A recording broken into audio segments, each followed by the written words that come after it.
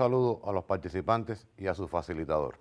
En la clase anterior estuvimos hablando sobre los metales, sus propiedades, sus aplicaciones y también estuvimos observando algunos experimentos acerca de sus propiedades químicas. En el día de hoy continuaremos con el estudio de los metales, pero en otro tema. Veamos cuál es el tema propuesto para hoy.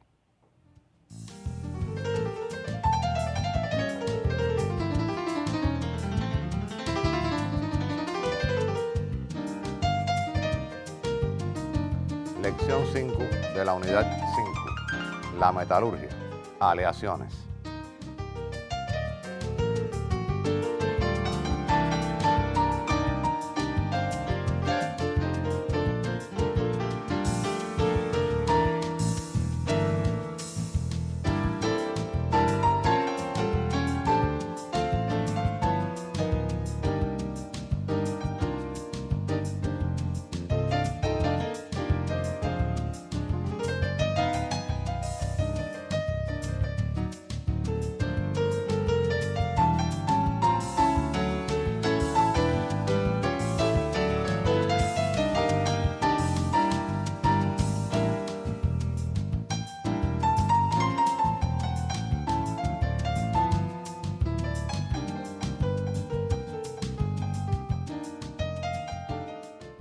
Para comenzar el estudio de este tema, veamos algunos aspectos acerca de la metalurgia.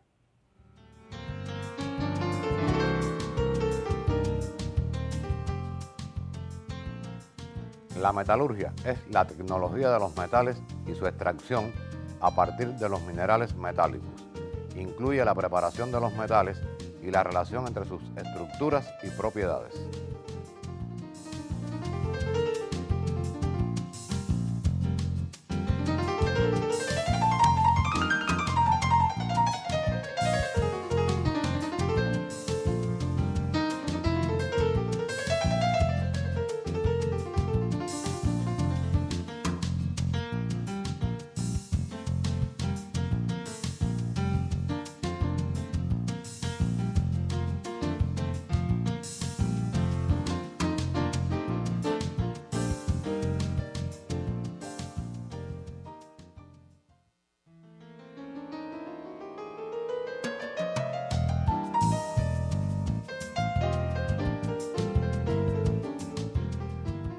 En los procesos metalúrgicos se distinguen dos operaciones fundamentales.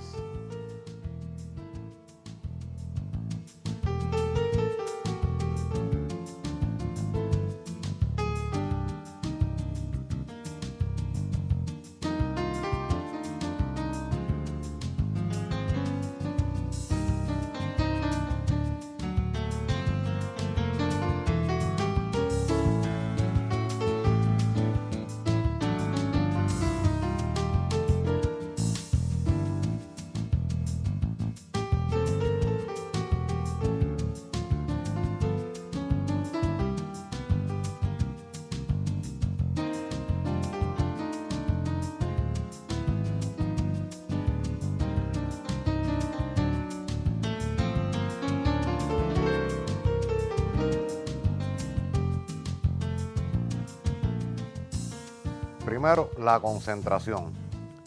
Esta consiste en separar el metal o el compuesto metálico del material residual que lo acompaña en el mineral. El mineral está compuesto por varios factores, entre ellos está el metal, el compuesto metálico, impurezas, y entonces hay que separar el metal o el compuesto de ese metal, como vimos ayer en los minerales, del material residual, es decir, rocas y otras impurezas que acompañan a este compuesto o a este metal.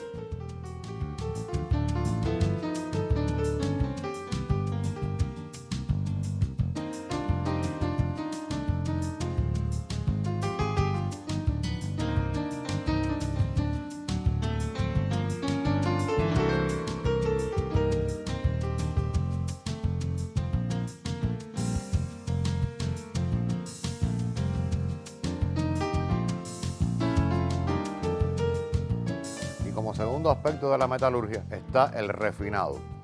En este proceso se trata de producir el metal puro o casi puro adecuado para su empleo o un posterior tratamiento más sencillo. Es decir, aislar lo más que se pueda el metal o el compuesto metálico. Y si lo que tenemos es un compuesto metálico, hay que continuar esas operaciones que son más sencillas para lograr obtener el metal. En esto consiste el refinado.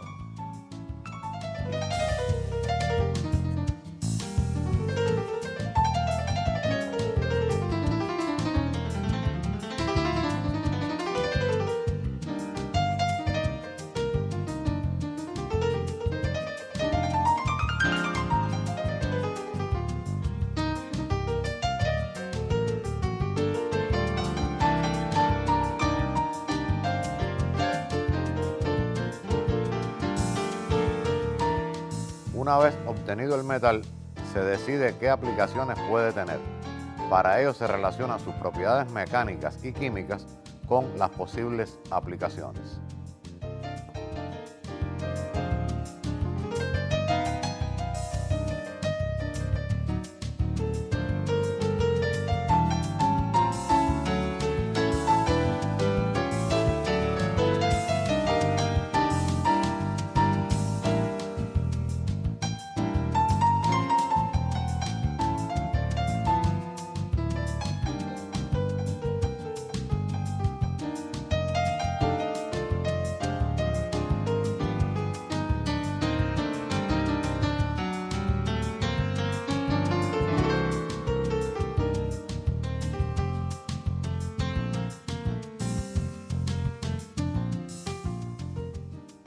Y una vez estudiados estos conceptos sobre metalurgia, les propongo ver algunas aplicaciones de metales muy importantes y también comunes.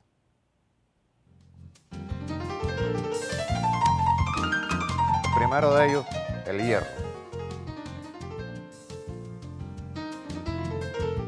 El hierro comercial contiene invariablemente pequeñas cantidades de carbono y otras impurezas que alteran sus propiedades mecánicas, pero estas pueden mejorarse añadiendo otras sustancias como el carbono o el níquel. Fíjense que con pequeñas cantidades de carbono lo hacen quizá no apto para lo que se desea, pero siempre no es importante solamente qué está, sino en qué cantidad, en qué proporción se encuentra. Es decir, la proporción de carbono o níquel debe ser una proporción adecuada.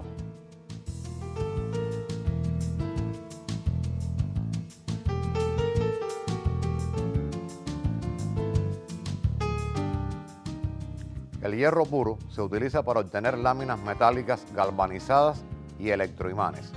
Los compuestos de hierro se usan en medicina para el tratamiento de la anemia.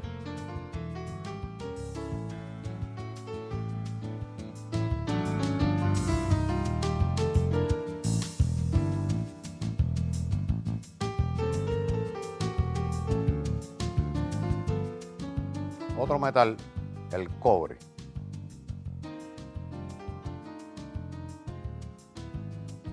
Tiene propiedades tales como elevada conductividad del calor y la electricidad, resistencia a la corrosión, gran maleabilidad y ductilidad.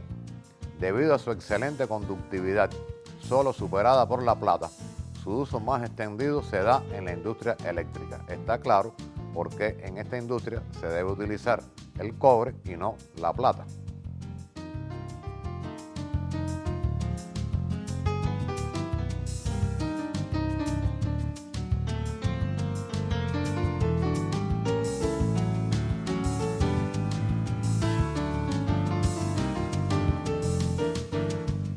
Veamos las aplicaciones del zinc.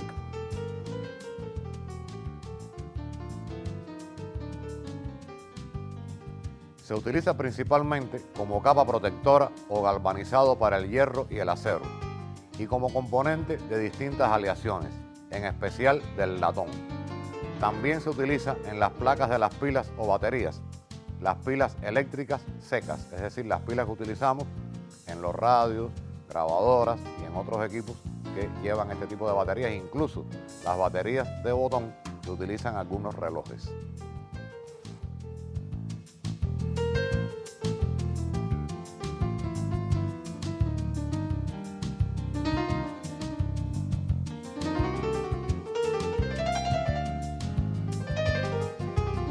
Y otro metal no menos importante, el níquel.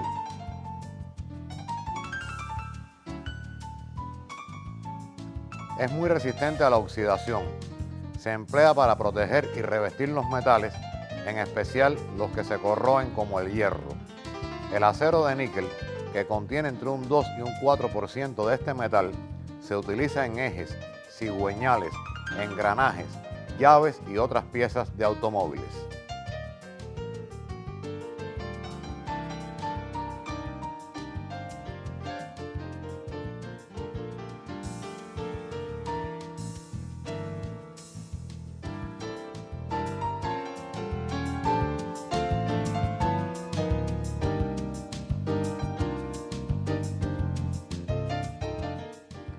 Y para ilustrar el encuentro de hoy, que es bastante teórico, no tenemos la posibilidad de hacer ningún experimento de eso que a ustedes les gustan que se hagan en las clases de química.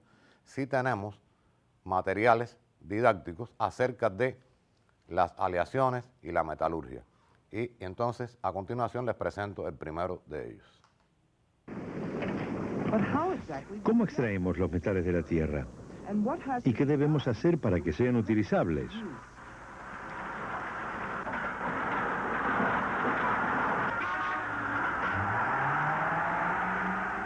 El hierro es uno de los metales más conocidos y útiles del mundo. La forma más común de obtener hierro es a través de las minas subterráneas, como esta en Australia. Si es comercialmente posible extraer el metal de la mezcla mineral, denominamos ganga a esa mezcla. La mayoría de las gangas de hierro son óxidos, pero algunas veces podemos encontrar el hierro en forma de sulfuro mezclados con otras rocas. Al extraer una ganga de baja calidad, es necesario separarla de las otras rocas y de los residuos. Solo así se la transporta a la planta fundidora, donde se extrae el metal de la ganga.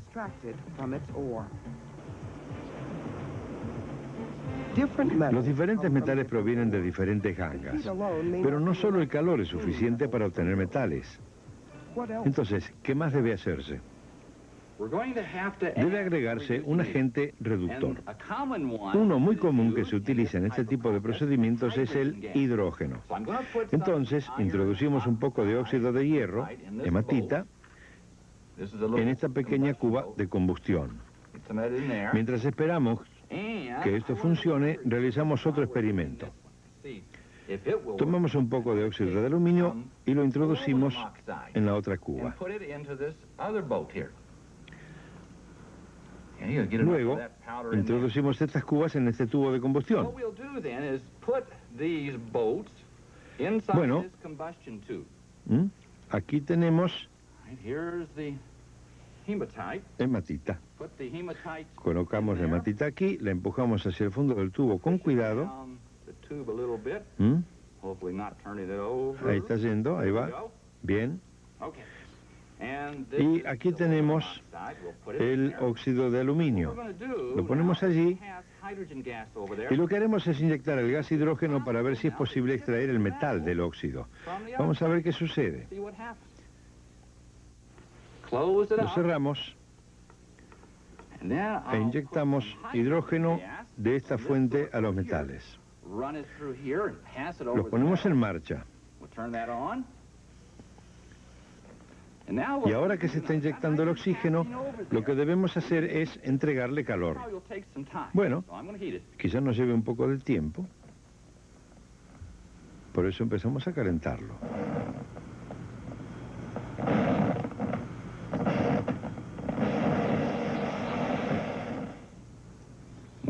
Bueno, le hemos estado entregando calor por bastante tiempo, inyectando hidrógeno durante ese lapso. Vamos a ver qué pasó. Esperemos que se haya enfriado. Sí, ya está. Le sacamos la tapa y vemos si podemos sacar las cubas de aquí. Lo primero que vamos a sacar es el óxido de aluminio. No se ve tan distinto a lo que era al principio. Después sacamos la hematita. Observemos cómo se ve. Bueno, se ve bastante diferente. Observemos aquel. Entonces, lo que podemos hacer es pasar un imán sobre la hematita. Aquí tenemos uno pequeño. Y si en realidad se redujo el hierro, deberíamos ver algo de él. Vean, el imán atrajo al hierro.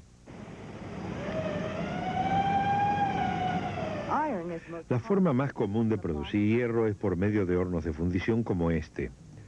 Estos hornos son enormes, 30 metros de alto y 10 de ancho en la base. Las gangas de hierro, coque y piedra caliza, carbonato de calcio, se introducen por la parte superior. Luego se inyecta aire caliente a unos 600 grados Celsius. Al quemarse el carbono del coque, la temperatura aumenta aún más. El monóxido de carbono, producido por la combustión del coque, asciende dentro del horno, y tanto este como el carbono reaccionan con los óxidos de hierro, reduciéndolos a hierro metálico. A esta temperatura el hierro se funde y se hunde hacia el fondo del horno. Mientras tanto, la piedra caliza se descompone produciendo óxido de calcio o cal, que luego reacciona con los silicatos o arena que podría haber en la ganga. El silicato de calcio que se forma emerge hacia la superficie. Pero en el caso del óxido de aluminio, este tipo de reducción no funciona. El aluminio no se podría obtener en el laboratorio, pues el hidrógeno no es un agente reductor efectivo. Se necesita una gran cantidad de energía eléctrica. Este proceso se denomina reducción electrolítica y tiene aproximadamente unos 100 años. Charles Martin Hall, graduado en el Oberlin College, a poco de haber egresado, inventó el proceso en 1889. Antes de esto, el aluminio era tan raro que se lo consideraba el metal de los reyes y las reinas. El óxido de aluminio se disuelve en una sal líquida y luego el líquido es sacudido por una corriente eléctrica de 130.000 amperes, reduciendo el óxido de aluminio a aluminio metálico. La energía requerida es enorme. Una planta de aluminio en Frederick, Maryland, utiliza casi un quinto de la energía total de salida de la Potomac Edison Electric Company. Sin embargo, una vez purificado, solo se consume un 5% de esa energía inicial para reciclarlo, lo que lo hace más económico. Aquí pudimos observar en este material de video cómo se extraen los metales de los minerales. Incluso cuando se hizo el primer experimento, el experimento que se hizo en el laboratorio, se pudo ver cómo un mineral del que hablamos en la clase anterior, la hematita, que está formado fundamentalmente por el óxido de hierro 3, puede ser reducido con el dihidrógeno y extraído el hierro. Esto es una simulación en laboratorio de lo que ocurre en la industria. En la industria sería muy costoso utilizar el dihidrógeno y se emplea, como ustedes vieron, carbón. De todas formas, es en este caso el empleo de un agente reductor adecuado y un proceso químico en el caso de la obtención del hierro. No todos los metales se pueden obtener igual y saben ustedes que es muy difícil, según vieron aquí en el material, extraer aluminio de su mineral y no se puede hacer por métodos puramente químicos. Hay que utilizar métodos electroquímicos que también hemos estudiado ya en este curso. Por esta reducción electroquímica se logra extraer otro metal como el aluminio. Pero para continuar el estudio de nuestro tema de hoy, vamos a presentarles ahora una lámina para seguir desarrollando el mismo.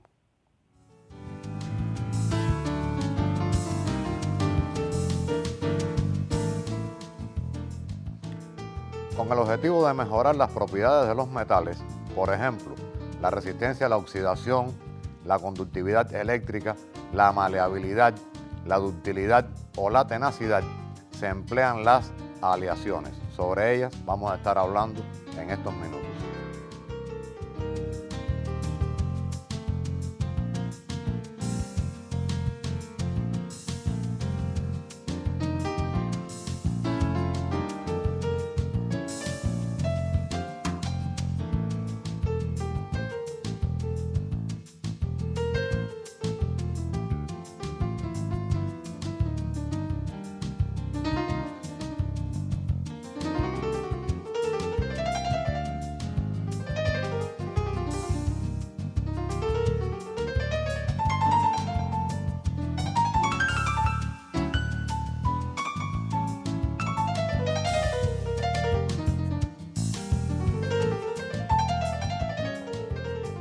Una aleación puede ser un compuesto intermetálico, es decir, sustancia con una composición definida.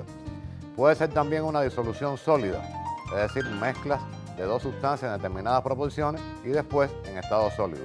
O puede ser también una mezcla íntima de cristales diminutos de las sustancias metálicas constituyentes, es decir, mezcla sin establecer mucha proporción entre ellas, sino sencillamente una mezcla como tal, sin llegar a ser ni una disolución ni un compuesto con fórmula química definida y específica.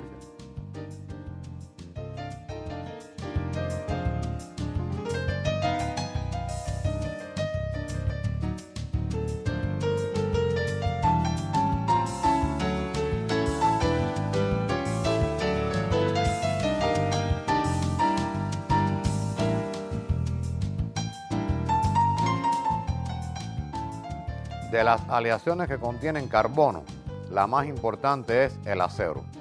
El acero de carbono simple contiene aproximadamente un 0,5% de manganeso, hasta un 0,8% de carbono y el resto de hierro.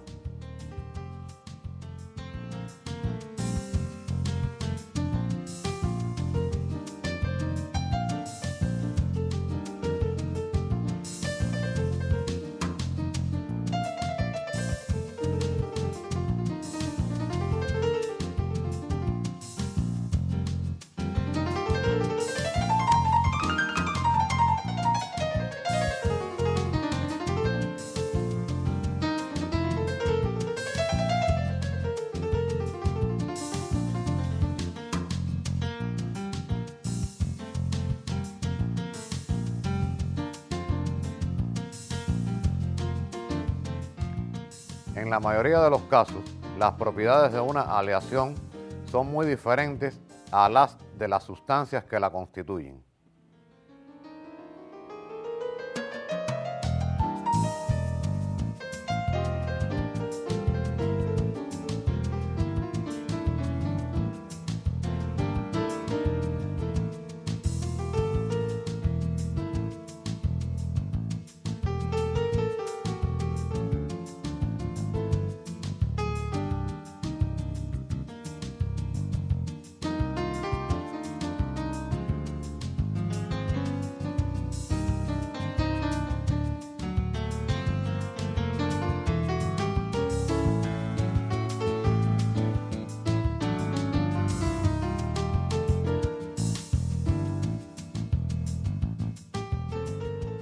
Algunas de estas propiedades, como la fuerza y la resistencia a la corrosión, pueden ser más significativas en una aleación que en los metales por separado.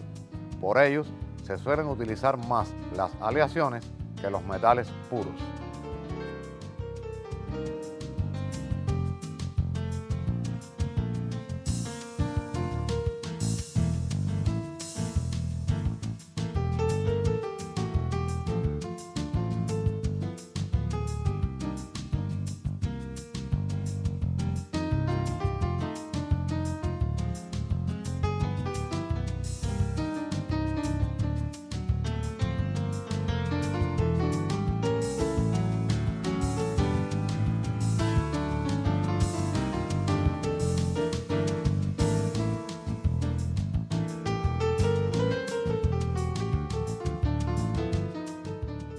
Y al formar una aleación, cambian, se modifican las propiedades que tienen los metales por separado. Pero esas propiedades deben servir para ser aplicados en algo, para el uso de todos los hombres, de toda la humanidad, para beneficio de todos nosotros también. Vamos ahora a referirnos a las propiedades de algunas aleaciones y en qué se pueden aplicar según estas propiedades.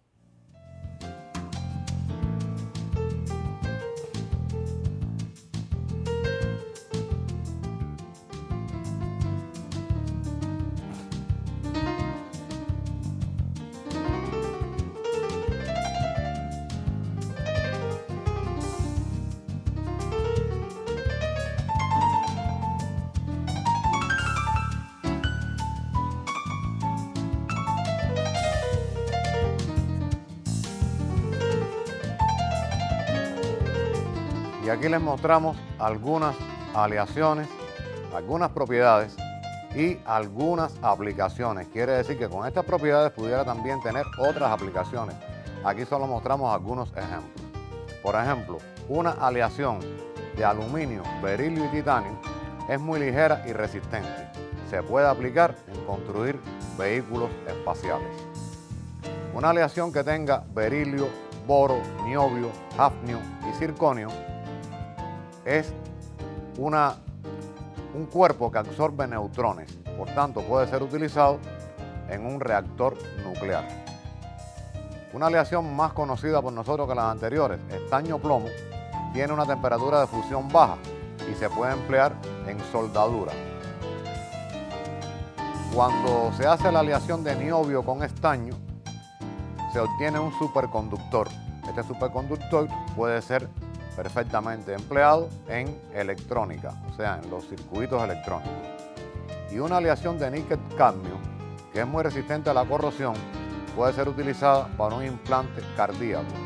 Por ejemplo, los desfibriladores son una pila, ya nosotros hemos estudiado las pilas, que no es el funcionamiento de la pila de níquel-cadmio, sino la caja, lo que recubre a todo ese dispositivo, está hecho, algunos de ellos, de una aleación de níquel y cadmio. Ahí pueden ver cómo la aplicación tiene que estar relacionada necesariamente con la propiedad de la aleación.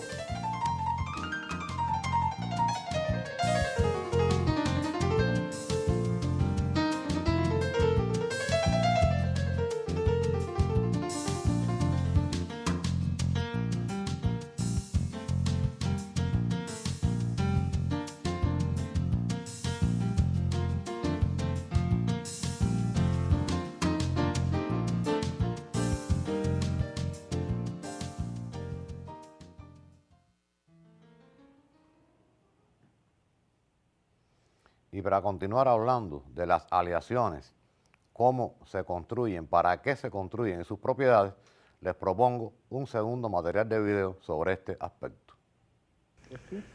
Los metales en láminas que constituyen esta pieza incluyen plomo, acero enchapado en estaño, acero enchapado en zinc o acero galvanizado, cobre y bronce. Pues bien, el cobre, hermoso y brillante, es un metal puro en forma razonable, pero los otros son aleaciones, mezclas de dos o más metales, o de un metal y un no metal. Desde los comienzos de la metalurgia, una de las primeras tecnologías químicas, quedó claro que cuando se mezclan dos metales, a veces, no siempre, se obtienen propiedades, puntos de fusión, resistencias superiores a las de cada uno de sus componentes. La primera aleación, el bronce, una aleación de cobre y estaño, fue tan importante que una era llevó su nombre. Al poco tiempo que comenzó a utilizarse el bronce, se descubrió otra aleación, el acero. El acero, más que cualquier otro metal, dirige la economía del mundo moderno. Por lo general, el acero se fabrica a través del proceso básico del oxígeno. Se llena un horno con hierro de fundición, piedra caliza y residuos de acero. Primero se queman las impurezas con un soplido de oxígeno. Luego se agregan cantidades cuidadosamente medidas de carbono para obtener la aleación, acero, que es más fuerte que el hierro. Pero ¿cómo puede ser que agregando pequeñas cantidades de carbono se fortalezca el hierro? Al agregar pequeñas cantidades, más o menos una parte por mil, como el átomo de carbono es más pequeño que el de hierro, se incrusta en los espacios intersticiales del cristal. Esta pequeña modificación en la estructura cristalina del hierro dificulta el deslizamiento de los iones de hierro. Por eso el acero es más fuerte que el hierro. Esto es la Armco Steel de Baltimore. Aquí se fabrica acero inoxidable. El ingeniero metalúrgico Gerald Gilazella. Fabricamos aleaciones básicas, quizás 3 o 4 docenas, pero contando las variaciones en las que agregamos un poquito de esto y otro poquito de aquello, podemos llegar a fabricar entre 200 y 300 variedades, más que la Heinz Ketchup. Una aleación es fundamentalmente hierro, como metal base, al que se le agrega algún otro elemento de la tabla periódica, como ser cromo, aluminio, níquel o cobre. Se podría agregar una pizca de azufre, lo cual lo hace maquinable.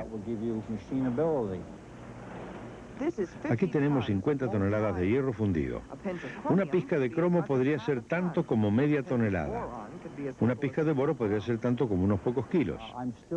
Aún estoy acusado de ser un médico brujo, por así decirlo, con unas pizquitas de esto y otras de aquello. Pero nosotros sí sabemos lo que hacemos.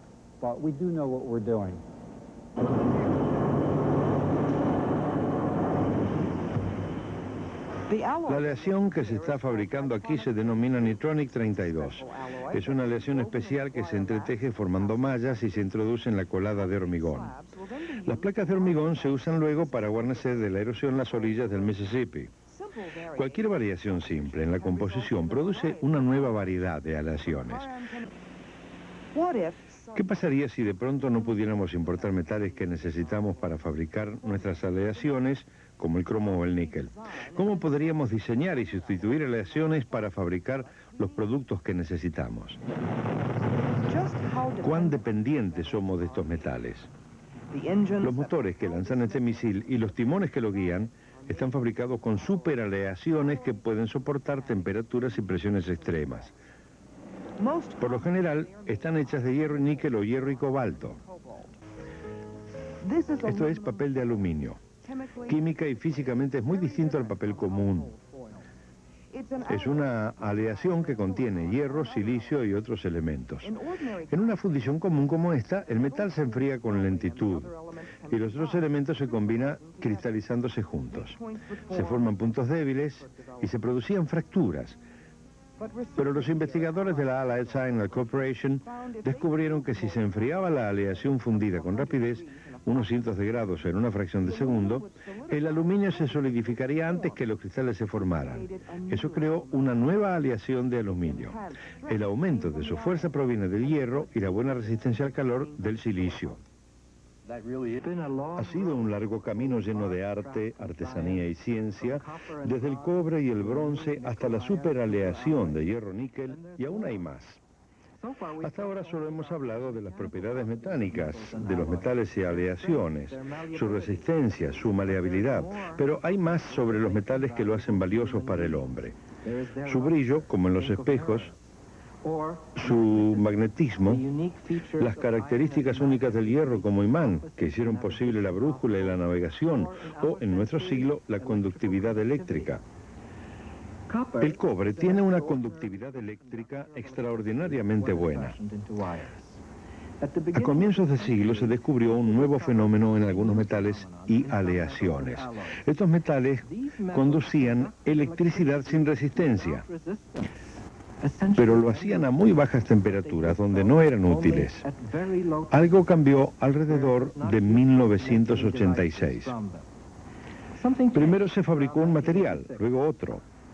Estos eran superconductores de alta temperatura. Permítanme mostrarles uno.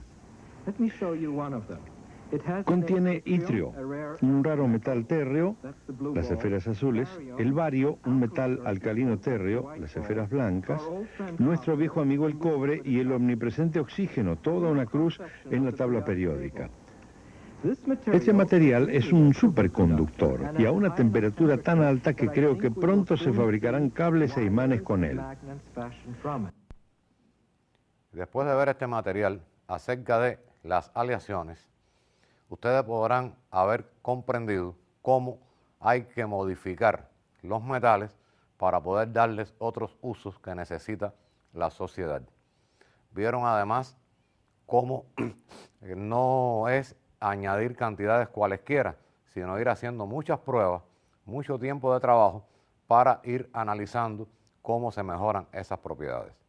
Una vez concluida esta parte, les propongo ahora hacer un recuento de lo que hemos estudiado en la lección de hoy.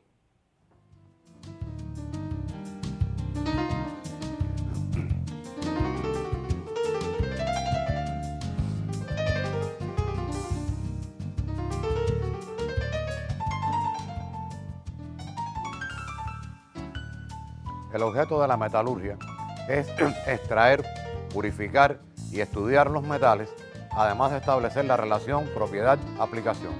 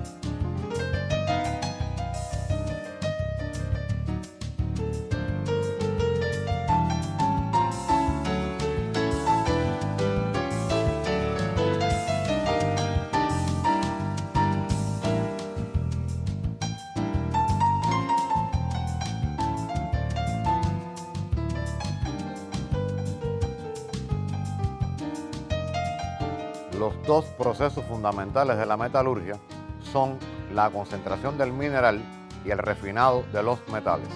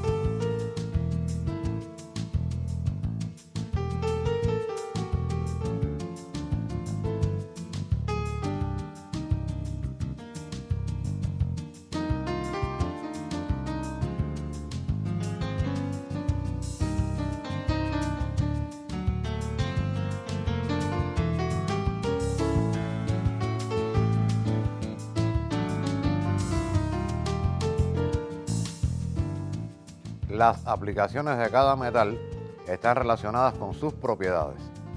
Las aleaciones pueden ser mezclas, disoluciones o compuestos intermetálicos.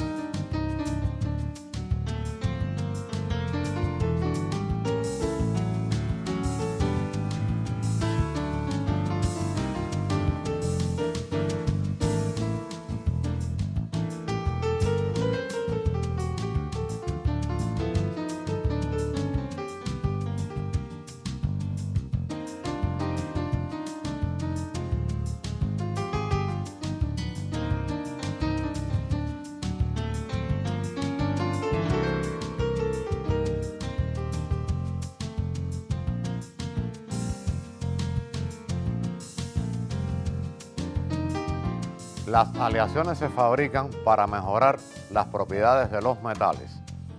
Las aplicaciones de las aleaciones están relacionadas con sus propiedades.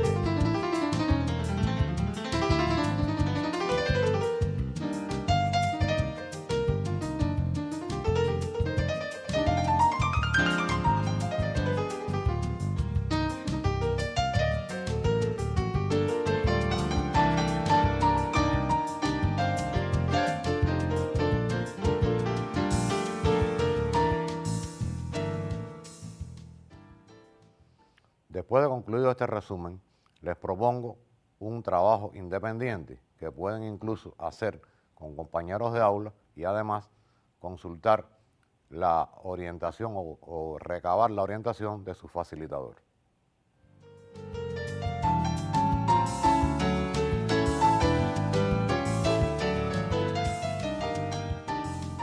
Selecciona objetos metálicos relacionados con tu actividad diaria e investiga qué metales o aleaciones los constituyen y cuáles son sus propiedades.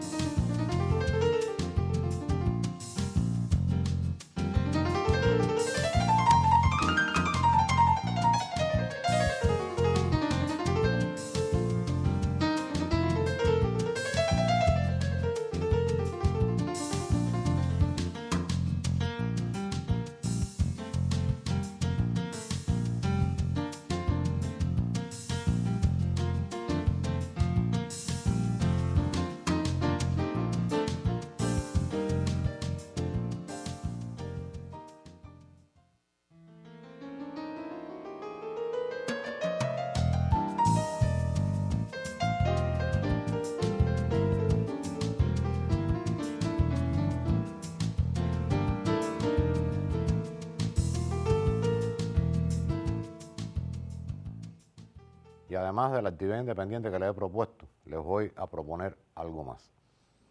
Cuando ustedes estén en sus hogares, en las calles, en algún lugar, miren a ver objetos de hierro o aleaciones de hierro. Y fíjense, si están en buen estado, en tan buen estado como estaban en el comienzo del uso de ese equipo, ese aparato, digamos, un ventilador, un mueble de hierro y demás.